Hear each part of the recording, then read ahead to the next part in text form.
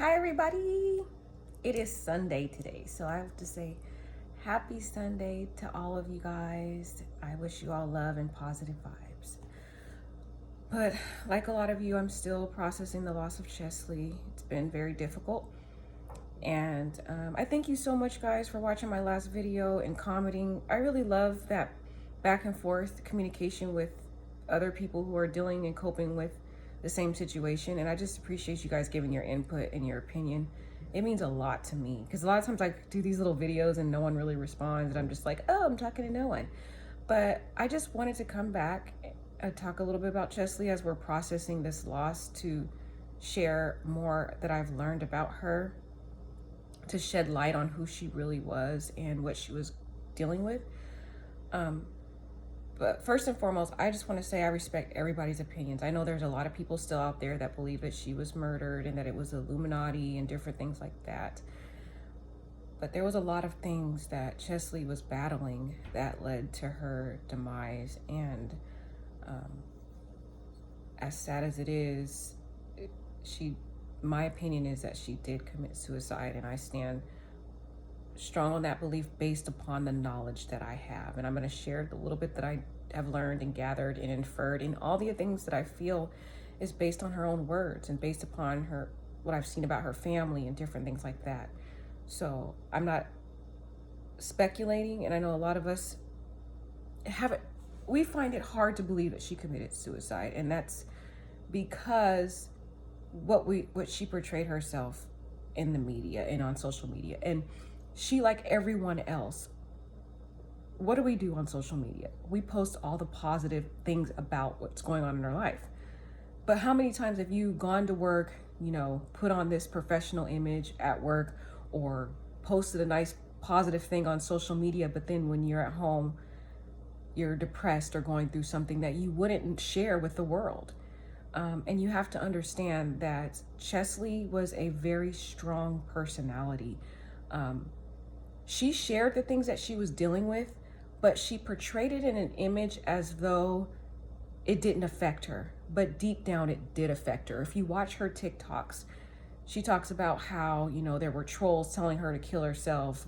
And the way her image was online, it was as if it didn't affect her. She's like, oh, these people are talking about me and telling me to kill myself and all these things. And just like, as if it was kind of like something she brushed off. Or she talked about how she had a lot of microaggressions that she experienced as a lawyer. But the way she communicated it, it made it appear as though it didn't really have a significant impact on her, when deep down it did. And that's what social media is, or that's what we do in the public. We put our best foot forward. We want to show that everything is great. I know another fellow USA young lady that I know who won the USA title that is actually I'm working with, and she told me that when she won her national title, she was depressed the entire year, in one of the most depressing periods of her life. And I was astonished and absolutely stunned that she was depressed, because the way she portrayed herself online was that she was the happiest woman in the world and everything was going great. So I was taken aback, like, wow, you were going through all of that trauma, and I would have never ever known, because online you look like you're just this happy person. So that's why it's difficult as a human nature to process this loss, because it's hard to believe because of she portrayed. And that's the thing, she portrayed an outer shell of this happy person who was truly bubbly, and she poured so much energy out into the world. But when she was home and she's all alone, she is thousands of miles away from her family that she's normally used to being around, that could take an emotional toll on someone. But there's a lot of other factors that were at play. So first things first, I want to debunk a false rumor that's going around about Cheslie. There's people out there, and it's so sad that they're doing this, but they're portraying this lie that Cheslie was in the LGBTQ community. That is not true. In fact, in 2019, after she won Miss USA, she talked about having a boyfriend. This was a boyfriend that she had been with for 2 years. She knew this gentleman back in grade school. They pretty much grew up together, and then eventually they got in a relationship, and they were together for 2 years. And he had a nice career, she had a nice career. They were very much in love. Then I didn't really hear much about this guy after that. Just kind of like Cheslie was very private about her relationship, but what I suspect is when she won Miss USA and she moved from North Carolina, where she was with her boyfriend, to a new city, New York. New state, New York, far away from her boyfriend. She has all these new responsibilities as Miss USA. I believe all that took a toll on the relationship. A lot of us can identify with long distance relationships being very difficult to manage. And I believe that they eventually broke up. I believe this was a man that she believed she was going to marry one day, and it sadly didn't turn out that way. I also believe, and this was kind of undercover, but I believe, and there's no actual facts of it, but I believe her and Mike Johnson from the Bachelor's show, they dated very briefly as well. And the way I've inferred that was from his post. If you go on Instagram to his Instagram, he posts kind of like a heartfelt goodbye to her, and there's videos of them going on vacation together. They're in the water together, doing playful flirting things that you would do when you're dating. They went on an actual vacation together. They were alone and in bikinis and swimsuits, and just, who do you go on a date with the opposite sex to a vacation, exotic vacation on the beach somewhere in the ocean with bikinis and joking and playful? And the way he posted, they did TikTok dances together. I am suspecting that they had some type of romantic relationship briefly last year in the summer. Of course, it didn't last. He talks about deleting the TikToks. I believe he deleted the TikToks because they kind of broke up. But he's very, he's not going to put that on a goodbye to Cheslie on Instagram. He just says that it's because he wasn't a good dancer. But I looked at his TikTok, and he has a bunch of dance videos on TikTok. So I do not believe that was the underlying reason why he deleted those TikToks of him and Cheslie. I believe that they dated very briefly last year in the summertime, and it didn't work out. They maybe had some differences, and he deleted them because, of course, they weren't together anymore. So, but of course, Cheslie was known for not sharing her romantic relationships online. She was not LGBTQ. And if you know Cheslie's personality the way I know it, and from all the different pages, if she was in the LGBTQ community, she was always proud about who she was as a person.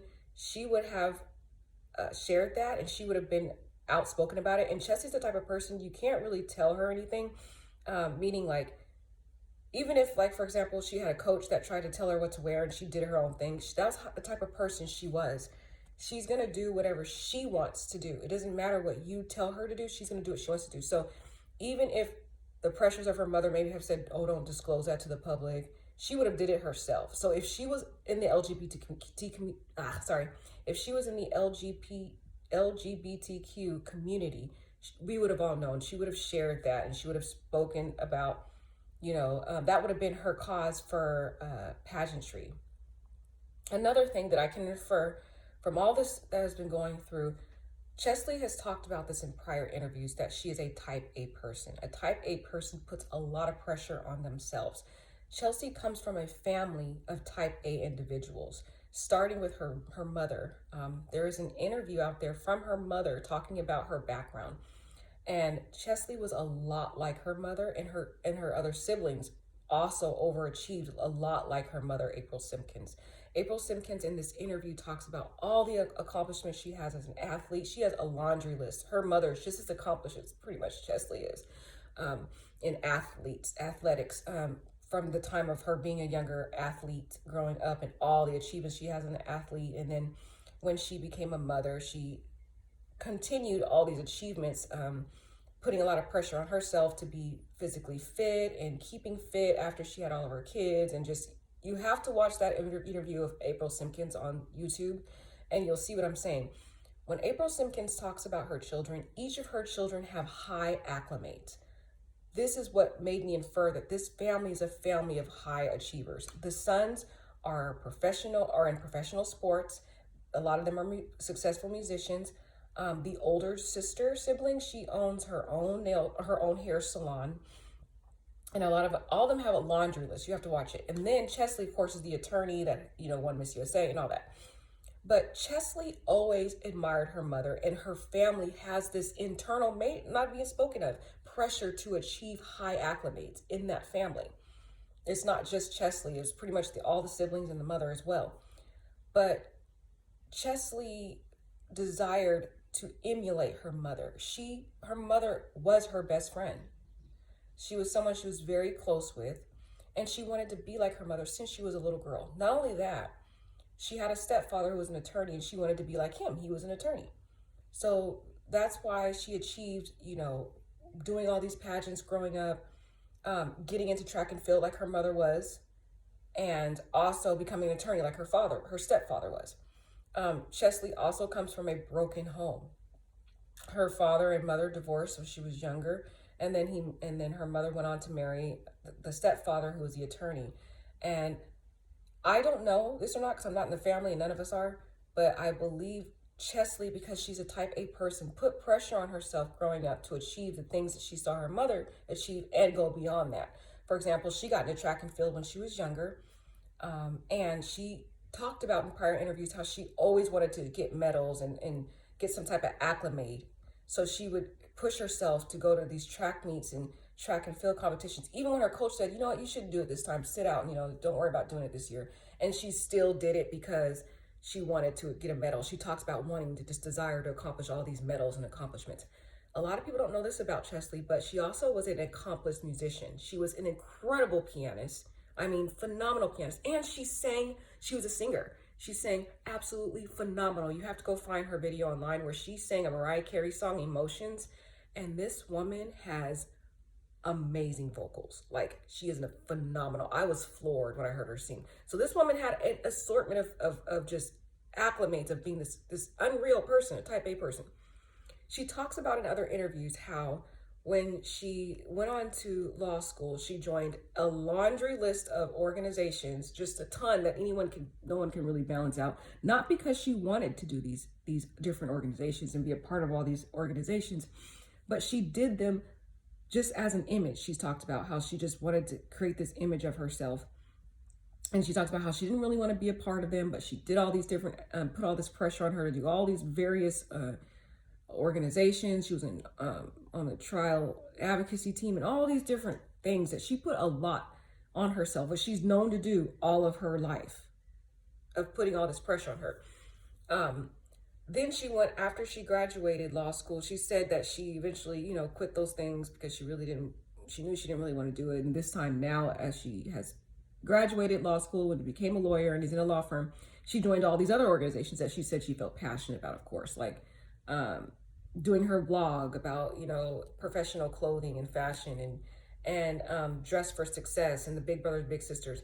But again, this has been a history of Cheslie, of putting a lot of pressure on herself to do multiple things at the same time. Too many things that a normal human being can't balance all that stuff out. But then it was just her putting all this pressure on herself. Her stepfather talks about her having depression because of family issues. I do believe that there was some underlying family issues that we don't know about. But let me shed some light on this, that Cheslie's mother knows a lot more than we know. Cheslie's mother, April Simpkins, knows her daughter. And that's why she speaks about she sheds a little light to us about Cheslie in saying that Cheslie was dealing with high functioning depression, but Cheslie had been dealing with depression for a longer time frame, for many years, because she put all this pressure on herself. And I'm pretty sure when she turned 30, she put a lot more extra pressure on herself, maybe to get a family, to have kids, and she had these failed relationships, and she maybe felt that she wasn't lovable. And that's because of all her high achievements. I can speak in experience that as an attorney, a lot of times as a Black female attorney, we do feel like sometimes it's difficult for us to find a spouse because of our accomplishments. A lot of men are intimidated by our accomplishments as an attorney. I deal with it all the time, like where men are constantly intimidated by me just because of my profession. And so sometimes you don't feel like you're dateable. And like for her, when she turned 30, she could have felt, she had these failed relationships. She's wondering, am I going to meet someone? She has her older sister who has kids. Maybe she had that pressure. She put it on herself, though. It's the thing. She battled all this on herself. And to us, the public, if you look at all her TikToks, her videos, her coworkers, it looks like she was happy. And that's what we do as normal people. You can look on your own social media and other people's social media. And you will see. You can even think about the times when you go to work. If you're going through it, you're having a bad day, you're not going to tell people at your job or on social media. Some people do. But if you're trying to keep a positive image, you're going to portray yourself as just having the best time of your life, that you're just happy.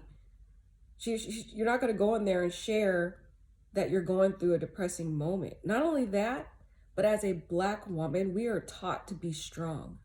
Our tears are mocked and laughed at. We, as a Black woman, are told not to cry in society. It is the facts of life. As a Black woman, you're supposed to put this image on as a strong woman, especially as an attorney. And yes, I do acknowledge that Cheslie left the attorney profession. So she did no longer have a active legal license at the time of her demise. And even prior to that, she left her profession, which I respect so much about her, because she knew that she was feeling a lot of depression associated with being a lawyer, and she didn't like that, and she recognized it, and she left the organization. But what I can't emphasize enough is that poor Cheslie kept putting more pressure on herself even after passing and graduating law school and eventually leaving the profession. When she got on extra, she still had all these other obligations that she was doing, where she was traveling from here to there every other day. She had a flight. She had so much going on. But that's not the only reason why that she was depressed. You got to understand that I can't emphasize this enough, that, okay, I've been doing pageantry since high school. And as a pageant person, we are supposed to have a platform. We're supposed to talk about an issue that is our heart story, basically something that affects us personally, or a family member that we know, someone close to us. And then we advocate about that particular issue that we are dealing with and try to help other people that are dealing with that same issue. And if you go to other videos that Cheslie talked about, she talked a lot about mental illness, depression, and how she copes with it. You have to infer, why did she talk so much about mental illness? Why did she talk a lot about depression? Why did she have interviewed different celebrities about, different depression? She interviewed Taraji, and Taraji talks about how she thought about suicide. Why? The reason why Cheslie had all these different interviews as Miss USA with different, queens, different celebrities about depression and mental illness and suicide, it's because it's something that Cheslie was dealing with herself. She dealt with it herself. That's what us as queens and in pageantry do. We find an issue that affects us or someone around us, and we advocate about issues to address that problem so that we can help other people. And Cheslie was dealing with mental illness for a long time. She even admitted having a therapist. She admitted to being in a hospital for 8 days. So she had all these interviews with different people and tried to share different coping mechanisms with the public about, suicide attempts and mental illnesses to help the public. But it was because something she dealt with herself. She didn't share in detail the mental illness, depression she was going through, but she used her platform as a way to help other people.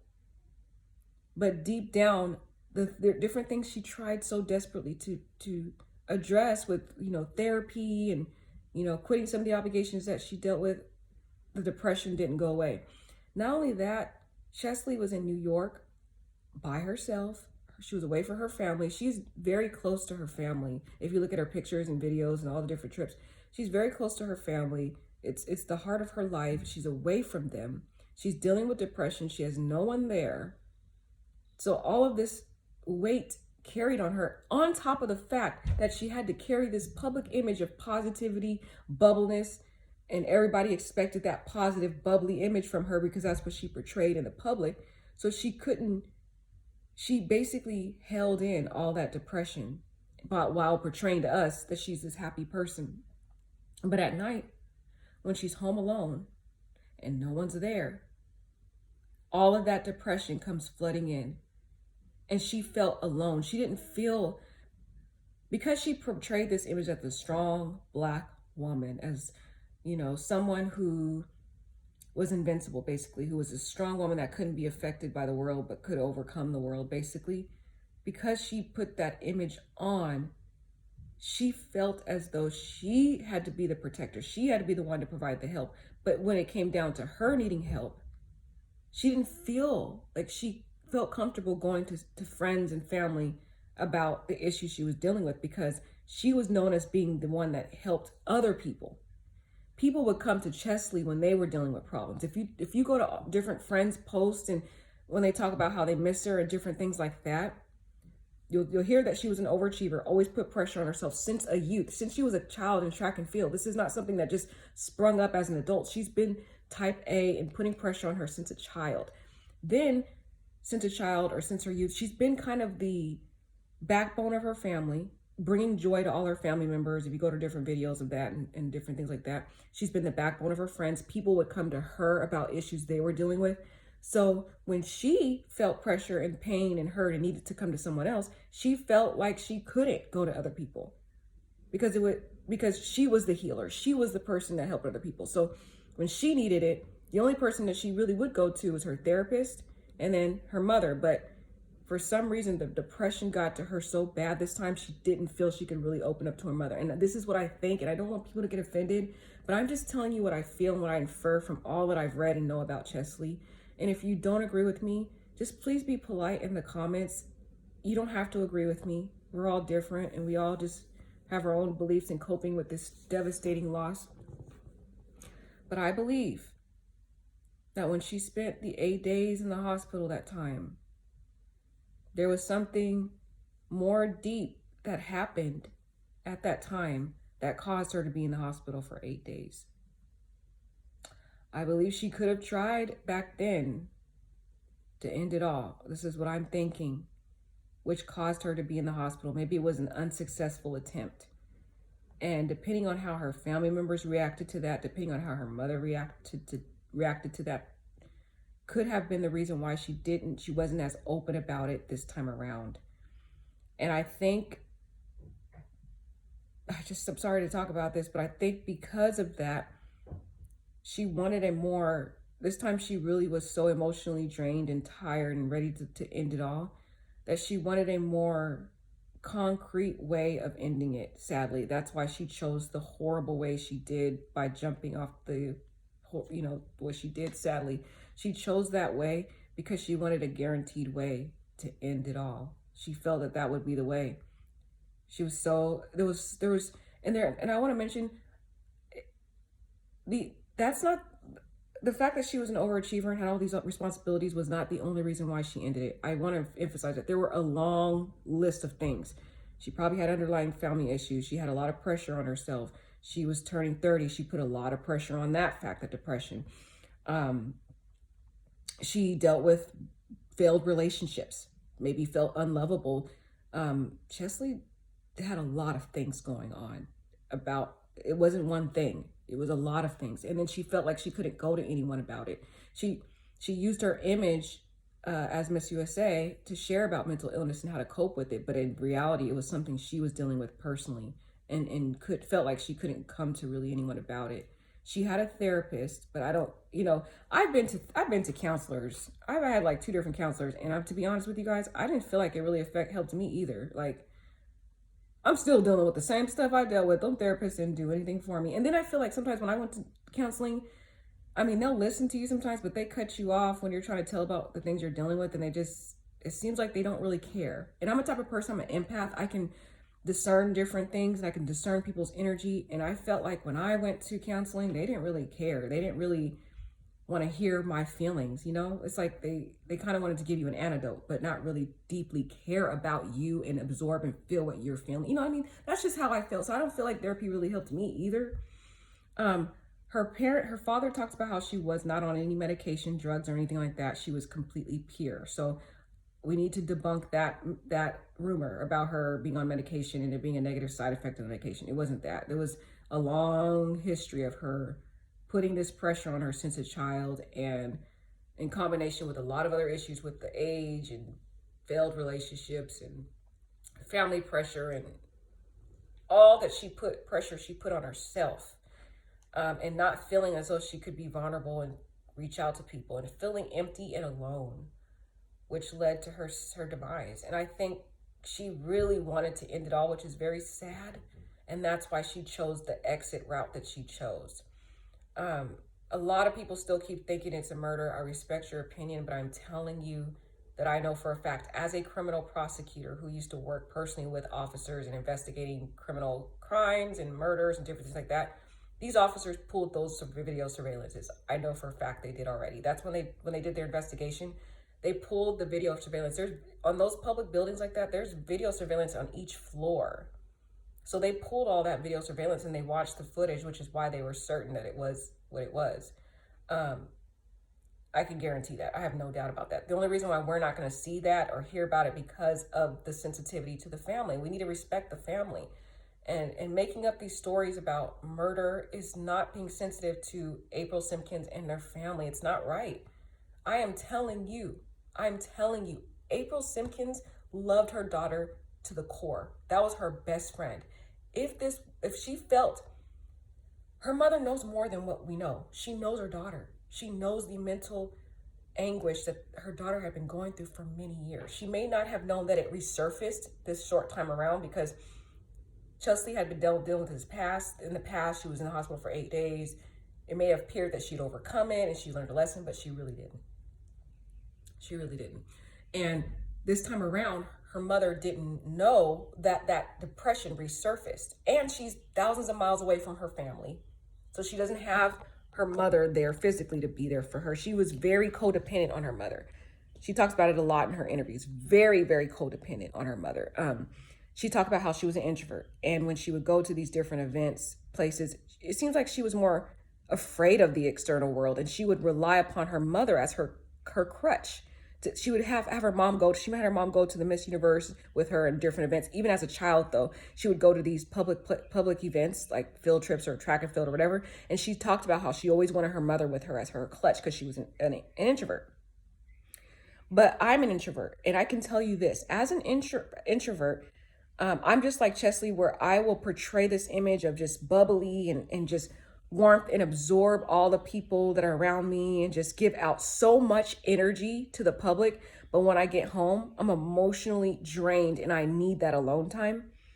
And I think that's what Cheslie, the same personality she had. She just portrayed all this extrovert energy out there. It's this bubbly person, just, giving joy to everyone else. But when she went home, it was like, all this pressure of trying to decompress at home and having this weight of depression and being away from the very person that she clinged upon, her mother, and having no one there in this big city. And being an introvert, you don't really cling to a lot of people. Like, you are more so cling to certain people. And I know I was like that. I clung a lot to my mom too. So I can feel what she was feeling, that she, just like myself, I do the same thing. You go out into public, you're at work or other public places, and you portray this image as just very bubbly and giving all these positive vibes. I'm the same personality. I'm a very bubbly person, type A person, attorney, pageant young lady, violinist, singer. Like, a lot of the things Cheslie has is the same thing as me, but the difference between herself and myself, I did deal with a period where I was overworked and felt the same, just pressure, and I eliminated a lot of stuff, and I was like, I'm not doing all this. I'm gonna get rid of a bunch of stuff and calm down. And another thing about me too is I did feel depression at one point, but I always go to God about it, and I think about the end result of hurting him, disappointing him. And I do know, based on my research, that Cheslie was a woman of God. She did a speech, and it's online. She did a speech at a church talking about her testimony. And in that testimony, she talks about not really being able to hear from God audibly. She talks about talking to her sister and saying, how do you hear from God? And her sister had a discussion about it. And her sister said that she can hear from God audibly. And Cheslie said that she felt kind of hurt that she couldn't hear from God audibly and felt like, how come I can't hear from God and stuff like that. And she said, and then she realized that she heard from God through other people. And just from that, just watching that video of her, I felt in the spirit that because Cheslie felt like she wasn't able to really fully hear from God the way she saw her sister hearing from God and other people talking about it, that some way she felt internally like as if God wasn't speaking to her. You know what I mean? Like, she couldn't fully, like there was some type of disconnect there. She, raised in the church, loved God, but there was a disconnect. Like she felt alone. Even on that night when she left this earth, she felt alone, she felt as if even God left her and wasn't there for her, based on the video that I watched. And this is just my inference. So I feel like she felt like even God wasn't hearing her. Like she felt all alone. And this is just what she felt inside. And again, this is just my opinion based on all the videos I've seen, the different interviews I've seen, all of that. I'm not saying that I know everything that happened and all that. I'm just saying what I feel, a theory of what I feel based on all the things that I've seen, what I've inferred from all her statements from herself. So just seeing that, you can see that she felt disappointed. She talked about, she felt just disappointed that she couldn't hear God audibly, and that she felt that she had heard from God in other ways, like from different people. But that's something I feel like she put on a lot of image in the public. But I believe deep down, she still felt when she went home alone as if God didn't hear her, and as if God wasn't speaking to her, and as if she couldn't really go to God even that night. She felt like she had been abandoned by everyone, and that she really couldn't truly go to anyone. And she felt alone because her family wasn't there with her. And she had all these other factors in play. There wasn't one thing that caused this situation. There wasn't one thing. And I think that's what ultimately led to her very sad, tragic end. And it's been really difficult to try to cope with it because I really deeply loved her. And someone asked in the comments, why is it that they feel so much pain for someone that they don't know, they never met? And that's because you have a beautiful heart. You are what is called an empath. An empath is someone who's able to show empathy for someone else and their own pain and agony. Not only that, Cheslie was the type of beautiful person that you couldn't help but feel like you were her friend. If you go to her pages, unlike other celebrities, and I say she's like a quasi-celebrity because she wasn't as well known as our normal celebrities like Denzel Washington and all those, but unlike typical celebrities, if you watch her TikToks and her Instagram, she always made you feel like you were valued. If you had a question or you had a comment, she responded to you. She would do videos responding to different viewers and fans' questions, a whole video. If you had a question about like maybe her law career or her hair tips or whatever, she would do a whole video on it and comment and respond. What typical celebrity does that? None.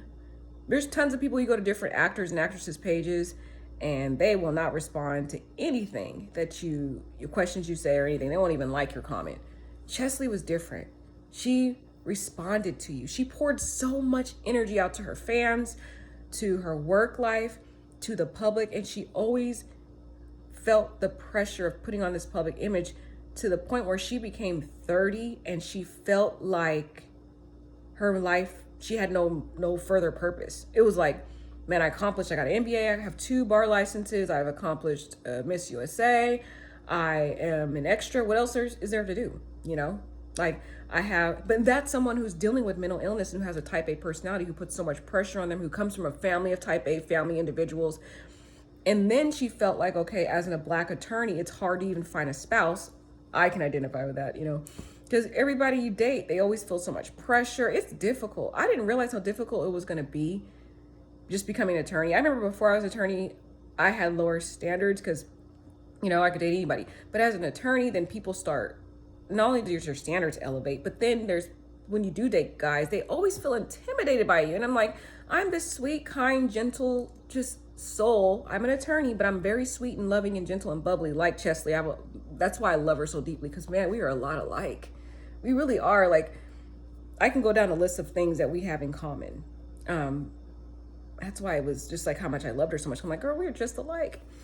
But that's why I can really identify with her and kind of feel like could put myself in her position to think how she was feeling, because I felt the same way, like feeling like, okay, I'm going on all these dates. These people, like, they feel intimidated by me, especially she was Miss USA. And it's like, man, all that pressure. And then you're seeing your older sister who's in her 30s, who has kids, and she doesn't, she's thinking, am I ever going to get there?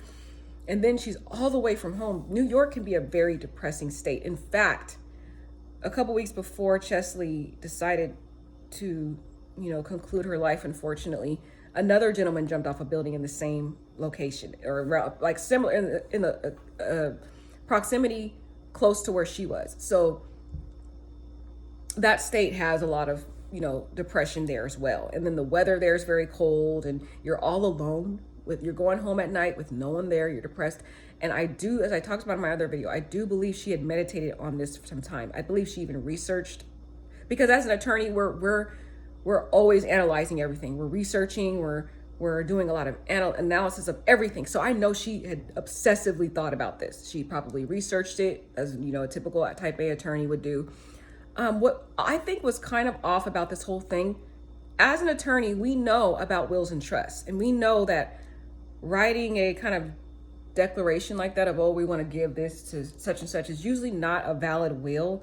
Like, you usually need a witness there.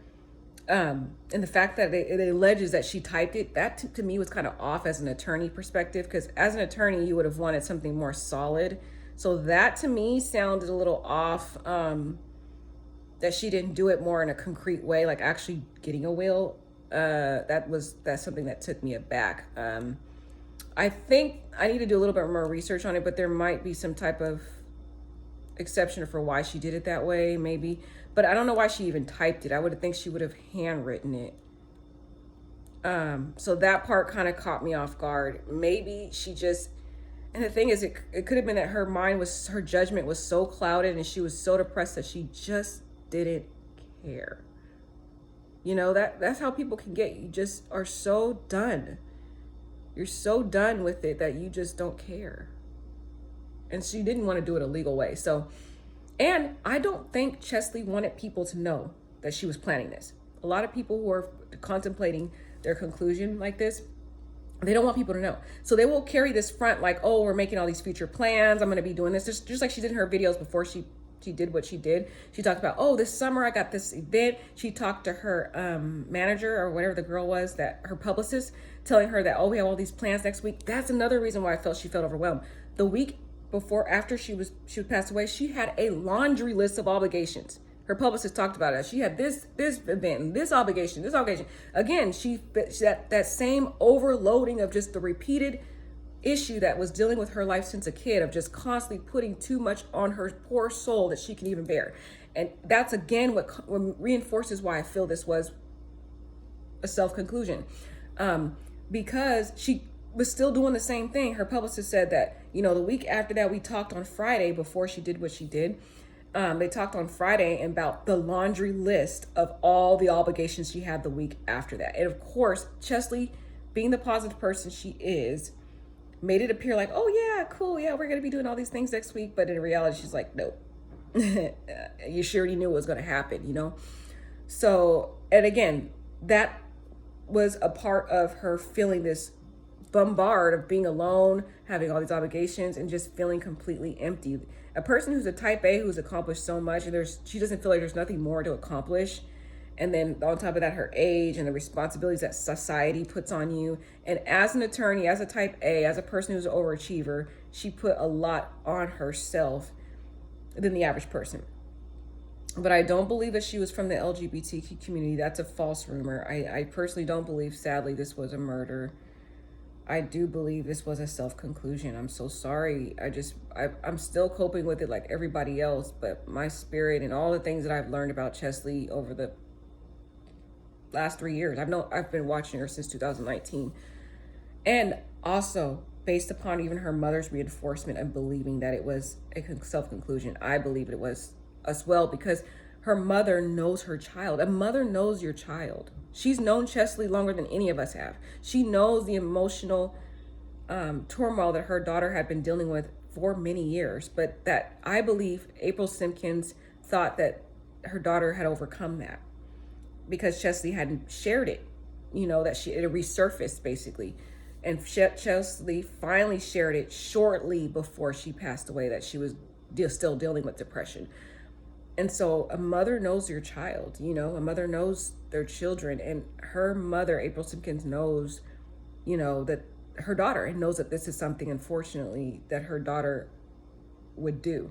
And I believe April Simpkins probably did have to sadly sit through and suffer and watch that video, unfortunately, because as a mother, you do want to confirm, your what you want to make sure you look into something like that. You don't want to just say, oh yeah, I know it's a self-conclusion and not really do an investigation on it. I believe the officers showed her that video. That's why her statement was what it was that the coroner confirmed what she already knew because she talked to the officers. They likely shared that information with her. She probably even had to suffer and watch her daughter go up the elevator, different stuff like that.